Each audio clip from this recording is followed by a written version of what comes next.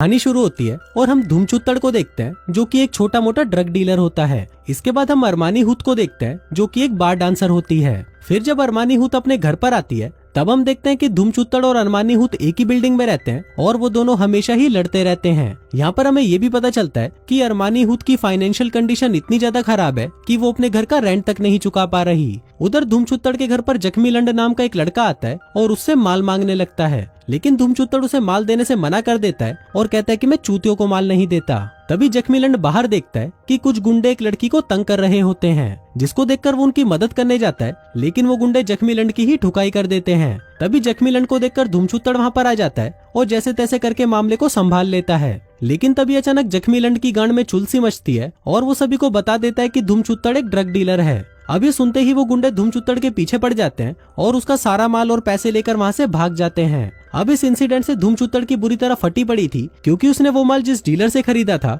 उसके पैसे उसने अभी तक नहीं दिए थे। अब धूमचुत्तड़ भी जानता था कि वो डीलर उसकी गांड फाड़ देगा, इसलिए वो उस डीलर की कॉल्स को इग्नोर करने लगता है। लेकिन अगले ही दिन डीलर के लोग धूमचुत्तड़ को किडनैप करके डीलर के पास ले जाते हैं, जिसका नाम नुन्नीलाल होता है। नुन्नीलाल धूमचुत्तड़ के सामने दो ऑप्शन रखता है कि या तो वो उसके पैसे दे दे या उसकी एक फैक्ट्री जो मैक्सिको में है वहाँ से माल स्मगल करके यहाँ पर ले आए, जिसके बदले वो उसे खूब सारे पैसे भी दे देगा। अब धूमचुत्तड़ के पास दूसरा कोई ऑप्शन नहीं होता, इसलिए वो उस काम को करने के लिए राजी हो जाता है। फिर घर आकर वो सोचने लगता है कि कैसे वो इतने सारे माल को बॉर्डर के इस पार लेकर आएगा, क्योंकि बॉर्डर पर पुलिस के कुत्ते तो माल को सूंघ लेंगे, जिससे वो पक्का पकड़ा जाएगा। लेकिन तभी उसकी नजर एक फैमिली पर पड़ती है जो कि छुट्टियां मनाने बाहर जा रहे होते हैं। उन्होंने रास्ते में ट्रैफिक सिग्नल भी तोड़ा था, लेकिन पुलिस वाला भी उन्हें कुछ नहीं बोलता। अब ये देखकर धूमचुत्तड़ को एक आइडिया आता है कि वो भी फैमिली वेकेशन के बहाने उन ड्रग्स को यहाँ पर ला सकता है, जिससे पुलिस भी उस पर शक नहीं करेगी। लेकिन इस काम को करने के लिए उसे एक फैमिली की जरूरत थी, तो वो अपनी एक नकली फैमिली बनाने के काम में लग जाता है। फिर सबसे पहले वो अरमानी हुत के पास जाकर उसे अपनी नकली पत्नी बनने को कहता है, जिस पर अरमानी हुत पहले तो उसे मना कर देती है, लेकिन जब धूमचुत्तड़ उसे पैसे ऑफर करता है तो वो उस काम को करने के लिए मान जाती है।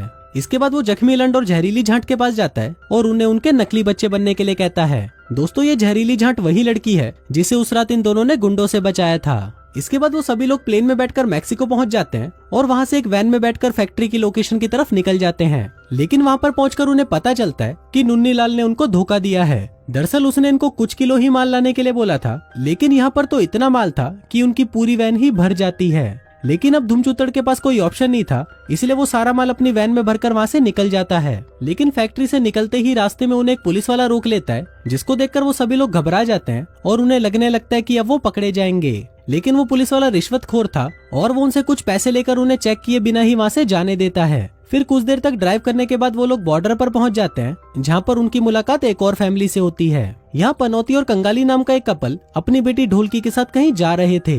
वहीं जब जख्मी लंड की नजर ढोलकी पर पड़ती है तो उसका छोटा पप्पू खड़ा होकर सलामी देने लगता है। वहीं बॉर्डर पर चेकिंग के दौरान कुछ पुलिस वाले इनको वैन से नीचे उतार देते हैं। फिर एक पुलिस वाला इनकी वैन के अंदर चेक करने जा ही रहा होता है, तभी पीछे से कुछ लोग वहां से भागने लगते हैं, क्योंकि वो लोग गैर कानूनी तरीके से बॉर्डर को पार कर रहे थे। अब उन लोगों को देखकर पुलिस वाला धूमचुत्तड़ को आगे जाने देता है और कहता है कि हम लोग इन्हें ही ढूंढ रहे थे।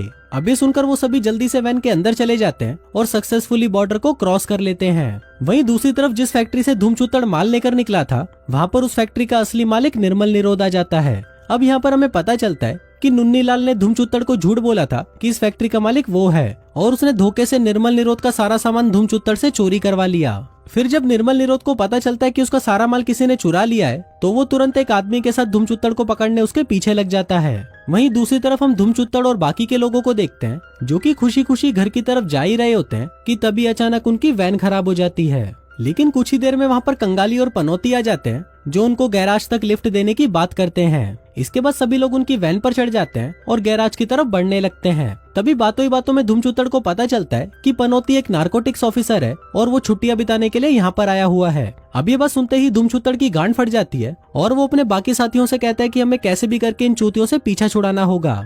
लेकिन यहाँ पर भी उनकी किस्मत के लोड़े लगे हुए थे, क्योंकि जिस गैराज में वो अपनी वैन ठीक कराने जाते हैं वो गैराज बंद होता है। इसलिए पनौती उन लोगों को आज रात उनके साथ ही जंगल में कैंप लगाने के लिए कहता है, जिस पर ना चाहते हुए भी धूमचुत्तड़ और बाकी लोगों को उनकी बात माननी पड़ती है। फिर रात को कैंप के दौरान जब पनौती और कंगाली सभी को सलमान भाई के गाने सुना रहे थे, तभी धूमचुत्तड़ और अरमानी हुत प्लान बनाते हैं कि आधी रात को जब ये दोनों चूतिया सो जाएंगे तो ये लोग उनकी वैन चुराकर यहाँ से भाग जाएंगे।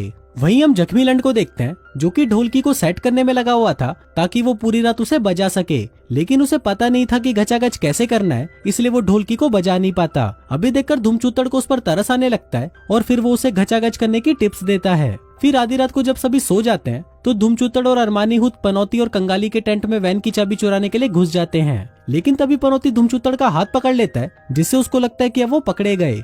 लेकिन तभी उनको यहाँ पर एक बात और पता चलती है कि पनौती और कंगाली की मैरिड लाइफ कुछ खास अच्छी नहीं चल रही, इसलिए वो लोग कुछ एक्साइटिंग करना चाहते हैं। दरअसल ये लोग चाहते थे कि धूमचूतड़ कंगाली के साथ और पनौती अरमानी हुत के साथ गचागच करे, लेकिन धूमचूतड़ और अरमानी हुत को उनका ये प्लान अच्छा नहीं लगता और वो अपनी गांड उठाकर वहाँ से भाग जाते हैं। इसके बाद जब ये सभी लोग वैन में बैठे थे तभी वो बाहर ढोलकी को देखते हैं जो कि जख्मी लंड को दबा दबा कर किस करना चाहती थी, लेकिन चूतिया जख्मी लंड उसकी ये बात समझ नहीं पाता और वहाँ से भाग जाता है। फिर वापस वैन में आने पर अरमानी हुत और जहरीली झांट उसे लड़कियों को किस करना सिखाती हैं, क्योंकि उसने आज से पहले किसी भी लड़की को किस नहीं किया था। लेकिन तभी वहाँ पर ढोलकी आ जाती है और वो ये सब देखकर समझ नहीं पाती कि ये कैसा चूतिया परिवार है जहाँ पर बेटा अपनी माँ और बहन के साथ ही लगा हुआ है, इसलिए वो गुस्सा होकर वहाँ से चली जाती है। अब इस बात से जख्मी लंड और भी परेशान हो जाता है क्योंकि अब वो भी ढोलकी को पसंद करने लगा था। फिर अगले दिन पनौती की फैमिली धूमचूतड़ की फैमिली को गैराज तक छोड़ने जाते हैं क्योंकि अब उनकी वैन ठीक हो चुकी थी, जिसके बाद पनौती और कंगाली उन्हें वहीं छोड़कर वहाँ से चले जाते हैं। फिर गैराज के अंदर आने पर धूमचूतड़ की मुलाकात निर्मल निरोध से होती है, जहाँ पर उसे पता चलता है कि जो माल वो नुन्नीलाल का समझकर ले जा रहा था वो तो निर्मल निरोध का है। अब निर्मल निरोध उसके इस अपराध के लिए उन सभी को जान से मारने की धमकी देता है, जिस पर धूमचूतड़ उससे माफी मांगते हुए कहता है कि उन्होंने ये सब जानबूझ के नहीं किया। इसी दौरान निर्मल निरोध को ये भी पता चल जाता है कि अरमानी हुत एक बार डांसर है, तो वो अरमानी हुत को डांस करने के लिए बोलता है। फिर जब अरमानी हुत अपना अश्लील डांस दिखाकर सभी गुंडों के घोड़े खड़े कर रही होती है, तभी मौके का फायदा उठाकर धूमचूतड़ अपनी वैन निकालता है और सभी को उसमें बिठाकर वहाँ से निकल जाता है। इस दौरान जख्मी लंड ड्राइव कर रहा था जबकि उसे ड्राइव करना नहीं आता। तभी एक मकड़ी जख्मी लंड के कच्चे में घुस जाती है और उसके लंड पर काट लेती है। अब इससे जख्मी लंड को बहुत दर्द होता है और दर्द के मारे वो वैन को कंट्रोल नहीं कर पाता और उनका एक्सीडेंट हो जाता है। अब मकड़ी के काटने से जख्मी लंड के दिमाग का भांग बोसड़ा हो जाता है, इसलिए सभी लोग उसे हॉस्पिटल ले जाते हैं। वहाँ पहुंचकर धूमचूतड़ नुन्नीलाल को बहुत ज्यादा गालियां देने लगता है क्योंकि आज उस चूतिए की वजह से इन लोगों की जान जाने वाली थी। इसके बाद धूमचूतड़ उससे इस काम के और भी ज्यादा पैसे मांगता है और कहता है कि अगर तुमने मुझे पैसे नहीं दिए तो मैं सारा माल निर्मल निरोध को वापस कर दूंगा और उसे तेरा ठिकाना भी बता दूंगा। अब ये बात सुनकर नुन्नीलाल की गांड फट जाती है और वो उसे ज्यादा पैसे देने के लिए मान जाता है। उधर जख्मी लंड के ठीक होने के बाद धूमचूतड़ उसे हड़बड़ी में वहाँ से ले जाने लगता है, जिस चक्कर में वो उसे व्हील चेयर से नीचे गिरा देता है। अब ये बात अरमानी हुत को बहुत बुरी लगती है क्योंकि जख्मी लंड की तो पहले से ही मरी हुई थी और साला धूमचूतड़ यहाँ से भागने में लगा हुआ था। अब इसी बात को लेकर धूमचूतड़ और अरमानी हुत के बीच में झगड़ा होने लग जाता है, जहाँ पर बातों ही बातों में धूमचूतड़ के मुंह से निकल जाता है कि उसे इस काम को पूरा करने के लिए $10 लाख मिल रहे हैं। अब ये सुनकर अरमानी हुत की गांड ही फट जाती है और वो धूमचूतड़ से कहती है कि तुम तो इतने सारे पैसे कमा रहे हो और मुझे सिर्फ $3000 दे रहे हो। ये सुनकर जहरीली झांट कहती है कि मुझे तो सिर्फ $1000 ही मिल रहे हैं। तभी वहाँ पर जख्मी लंड कहता है कि तुम लोगों को इस काम के पैसे भी मिल रहे हैं, जिसको देखकर हमें पता चलता है कि धूमचूतड़ इसे यहाँ पर चूतिया बना कर लाया था। अब ये जानने के बाद वो तीनों धूमचूतड़ का साथ देने से मना कर देते हैं, जिसके बाद धूमचूतड़ उन तीनों को वहीं छोड़कर अकेला ही माल की डिलीवरी करने के लिए निकल जाता है। इसके बाद जब जहरीली झांट अपने एक दोस्त से बात कर रही होती है तभी हमें पता चलता है कि वो उन लोगों को सच में अपनी फैमिली मानने लगी थी और कुछ देर बाद वहाँ पर अरमानी हुत और जख्मी लंड भी आ जाते हैं। दूसरी तरफ हम धूमचूतड़ को देखते हैं जिसे अपने बाकी साथियों के बिना अच्छा नहीं लग रहा था, इसलिए वो उन लोगों को लेने के लिए वापस आ जाता है। फिर वो उन सभी को कहता है कि इस काम को करने के बाद उसे जितने भी पैसे मिलेंगे उसको वो सभी बराबर में बांट लेंगे। अब उसकी ये बात बाकियों को भी अच्छी लगती है, जिस वजह से वो धूमचूतड़ को माफ कर देते हैं। इसके बाद जब वो लोग अपनी वैन की तरफ जा रहे थे तभी उन्हें रास्ते में कंगाली और ढोलकी दिखाई देते हैं। फिर ढोलकी जख्मी लंड को देखकर अपनी मॉम को उस रात के बारे में बताने लगती है कि मैंने जख्मी लंड को उसकी माँ और बहन को किस करते हुए देखा था। अब ये सुनकर जख्मी लंड घबरा जाता है और वो उसे सब कुछ सच बता देता है कि हम लोग असली फैमिली नहीं है और हम तो सिर्फ ड्रग्स लाने के लिए फैमिली बने थे। तभी वहाँ पर निर्मल निरोध का एक आदमी आ जाता है जिसके पास गन होती है। अब ये देखकर सभी लोग डर जाते हैं, लेकिन तभी सही टाइम पर पनौती वहाँ पर आकर उस आदमी को मारकर बेहोश कर देता है। लेकिन कुछ ही देर में वहाँ पर निर्मल निरोध भी आ जाता है और ढोलकी को पकड़ लेता है। अब वो उन सभी चूतियों को एक साथ टपकाने ही वाला था कि तभी आतिशबाजी के कारण उसका ध्यान भटक जाता है और धूमचूतड़ इस बात का फायदा उठाकर निर्मल निरोध के हाथ से गन छीन लेता है। तभी जख्मी लंड के पिछवाड़े में फिर से चुल मचती है और वो निर्मल निरोध को मुक्का मारकर वहीं पर ढेर कर देता है, जिसके बाद वो ढोलकी के पास आता है और उसे दबा दबा कर किस करने लगता है। अब सारी बातें पता चलने के बाद भी पनौती उन सभी को वहाँ से जाने देता है, क्योंकि उसे पता चल गया था कि ये सभी अच्छे लोग हैं और ये काम वो मजबूरी में कर रहे हैं। इसके बाद धूमचूतड़ सारा माल लेकर नुन्नी लाल को दे देता है, लेकिन तभी नुन्नी लाल उसे धोखा दे देता है और कहता है कि मैं तुम्हें इस काम का 1 रुपया भी नहीं देने वाला। अब धूमचूतड़ को इस बात का पहले ही पता था कि ये भड़वा नुन्नी लाल उसे धोखा देगा, इसलिए उसने पनौती को यहाँ का एड्रेस पहले ही दे दिया था। फिर कुछ ही देर बाद पनौती भी अपने साथी पुलिस वालों के साथ वहाँ पर आ जाता है और नुन्नी लाल को रंगे हाथों पकड़ लेता है।